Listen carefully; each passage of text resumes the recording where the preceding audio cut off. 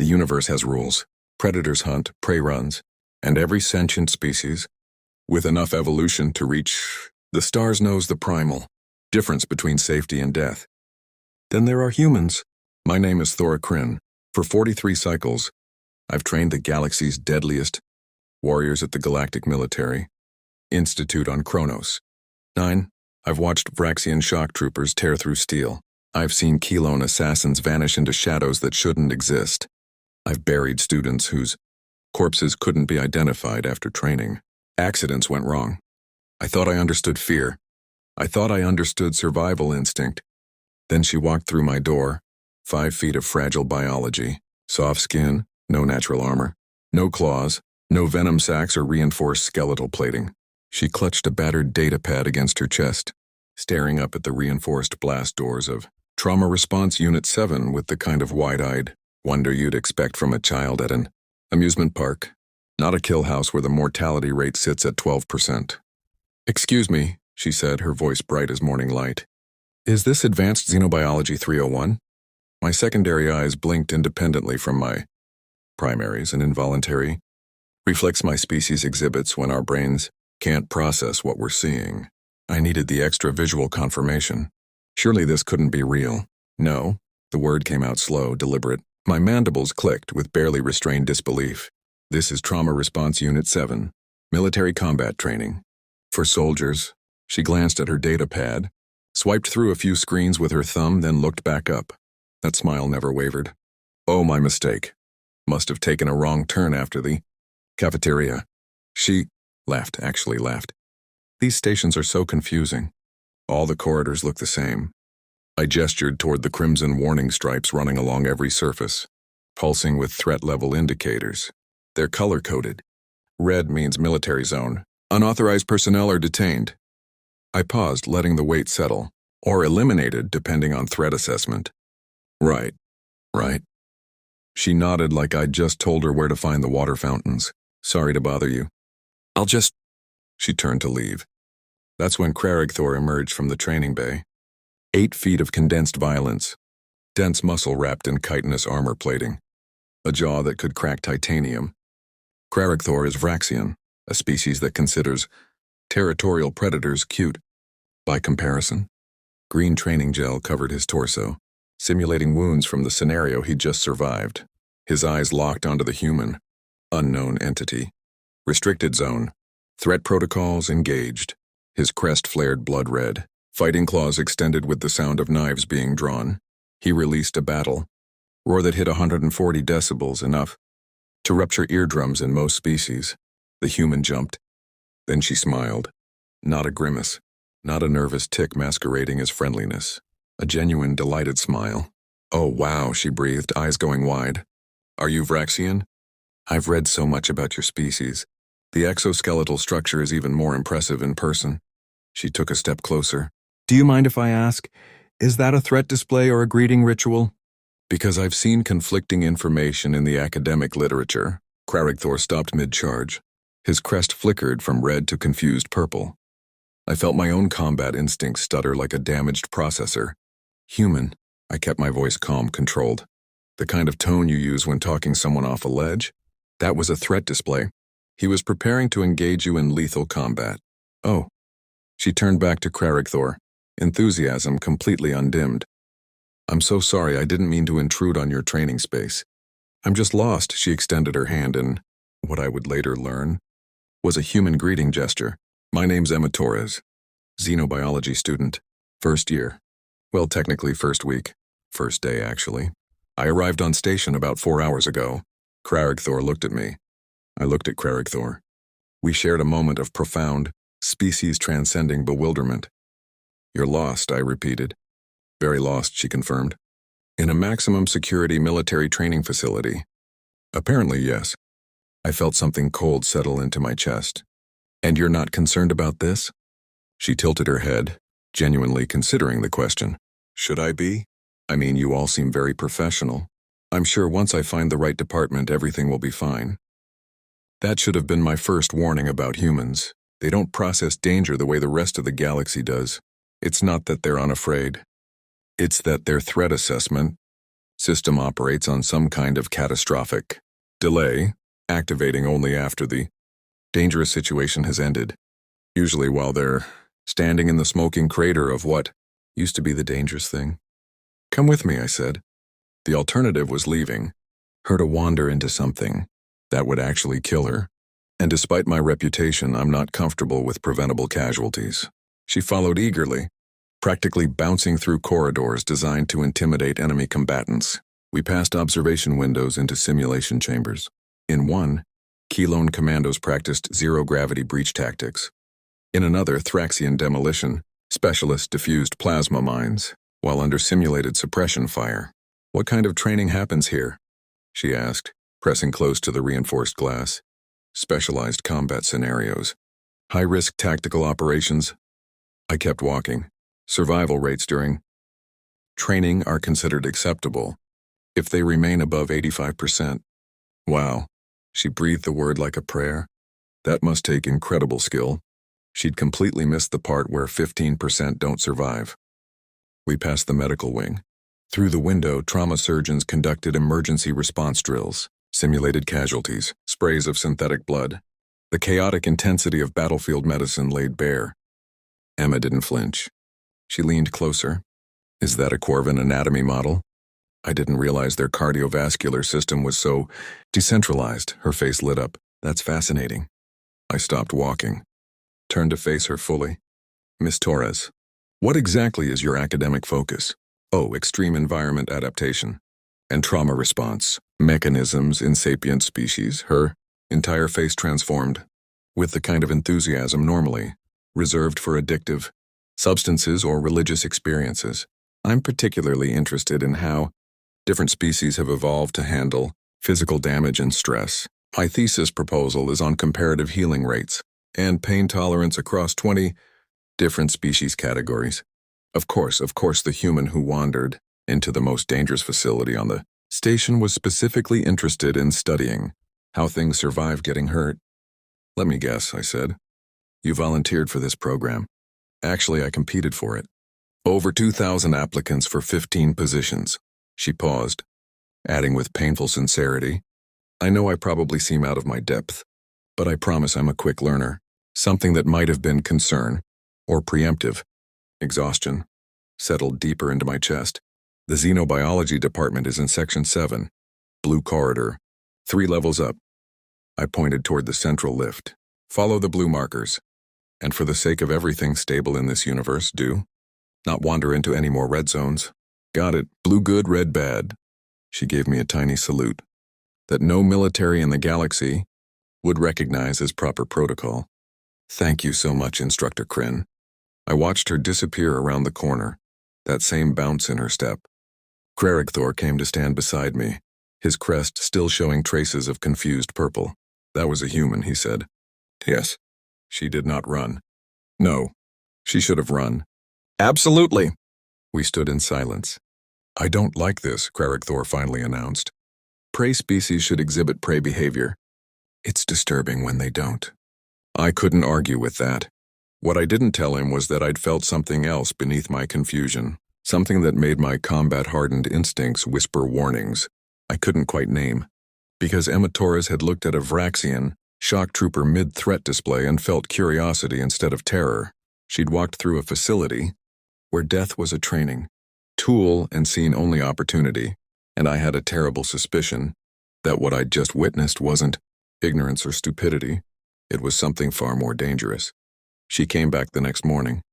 I was running combat drills in Bay 4, close quarters, battle scenarios with live ammunition and kinetic barriers set to 80% lethality, not training wheels.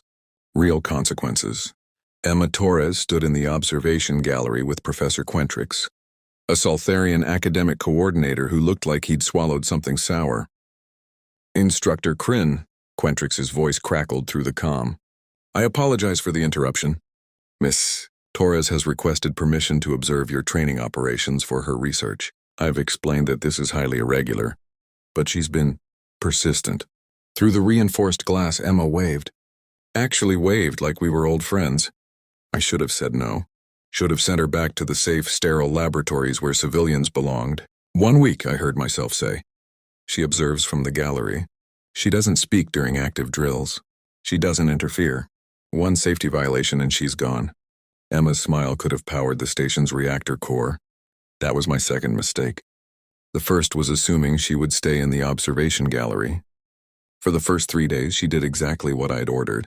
Sat quietly. Took notes. Wore biometric monitors tracking everything from heart rate to neural activity patterns. She watched Vraxian soldiers push through pain that would kill most species. Saw Kelone operatives endure psychological torture simulations. Observed Vraxian, heavy infantry carry wounded teammates through obstacles designed to break bodies.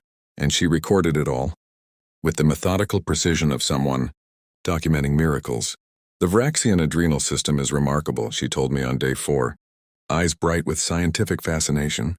Thor's stress hormone levels spiked to what would be lethal in most species. But his secondary cardiac system compensates by redistributing oxygenated blood to critical organs. It's like watching a biological engine shift gears under load. That's classified biological data, I pointed out. Thor volunteered to wear the biomonitor. She pulled up the consent form on her datapad.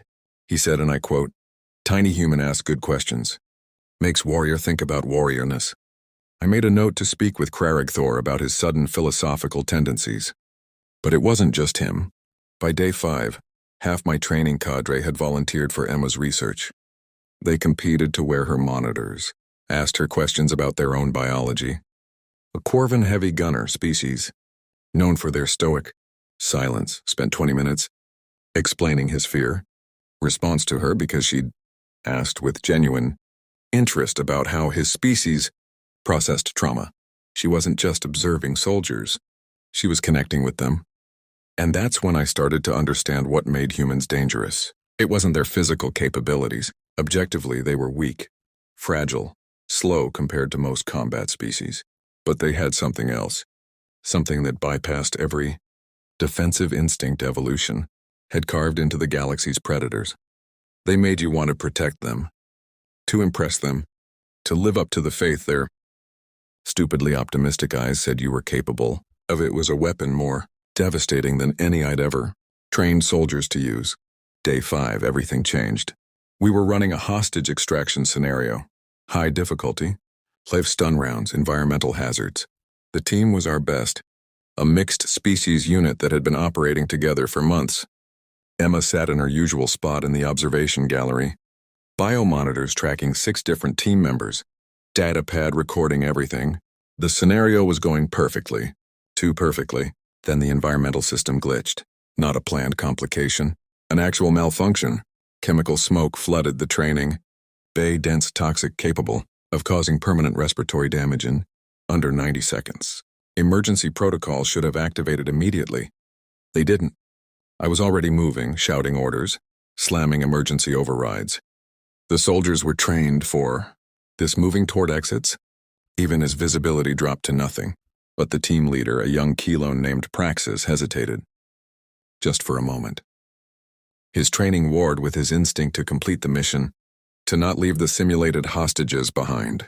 That single moment of hesitation meant he inhaled a lungful of toxic smoke. He went down hard. The other soldiers scrambled, trying to reach him, but the smoke was too thick. I could hear them coughing, disoriented, their thermal signatures scattering across my tactical display like frightened prey. Then I heard something that made my blood run cold, the observation gallery door opening. "Torres, no!" I roared. She didn't stop.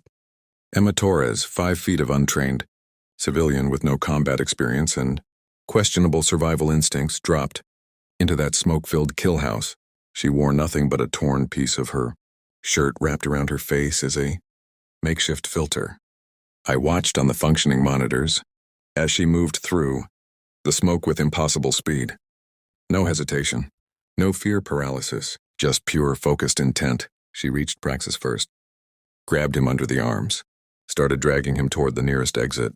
He outweighed her by 100 pounds.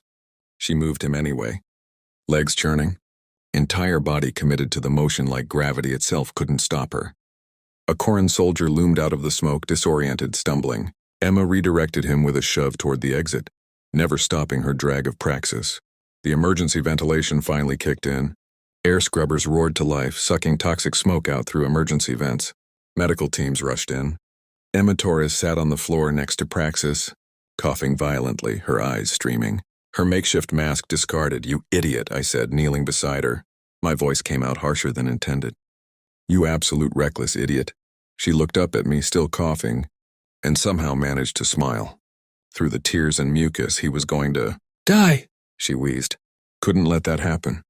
You're a researcher, an observer. You had one job, stay in the safe. So people were hurt." She said it like that, explained everything. And perhaps for humans it did. Praxis recovered fully. So did the other soldiers affected by the smoke. The investigation revealed the malfunction was due to maintenance oversight. Several technicians were reassigned to less critical duties. Emma Torres received an official reprimand for violating safety protocols. She was also quietly offered a commendation by the station commander. She declined it on the grounds that she'd only done what anyone would do. But here's what she didn't understand. No one else would have done that. No one else could have.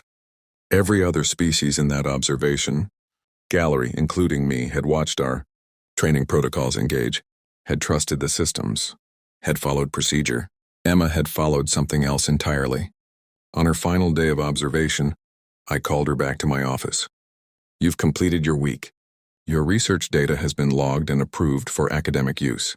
Professor Quintrix is apparently thrilled with your preliminary findings." "It's been an incredible experience," Emma said. "Thank you for allowing me to participate." I leaned back in my chair, studying her. Really studying her for the first time. Trying to understand what I was looking at. "The soldiers have been talking," I said slowly, "about the human who runs toward danger instead of away from it. Who asks questions about pain tolerance while sitting next to soldiers being treated for actual combat injuries. Who treats a toxic smoke incident like a minor scheduling inconvenience." She looked confused. "I didn't mean to cause any disruptions." "You didn't cause disruptions." I slid a datapad across my desk. "You caused something far more dangerous. You caused respect." She stared at the datapad like I'd handed her a live grenade. "This is an application for the Civilian Specialist Program. It would allow you to continue your research here permanently as an embedded academic consultant. Full access to training scenarios, medical data, personnel interviews." I paused. "You'd also be required to undergo basic safety training, because I will not have you dying stupidly before your research is complete." Her hands trembled as she picked up the datapad. Are you serious?" "Regrettably, yes." I allowed myself a small smile. "Against all logic and common sense, you've convinced some of the most dangerous soldiers in the galaxy that a tiny human with no combat training and questionable navigational skills is worth listening to." I met her eyes. "That's a skill set I cannot ignore." "I accept," she said immediately. "You haven't even read the terms." "Don't care." "I accept." That was 3 cycles ago, and I still don't know if I saved her life that day or doomed us all.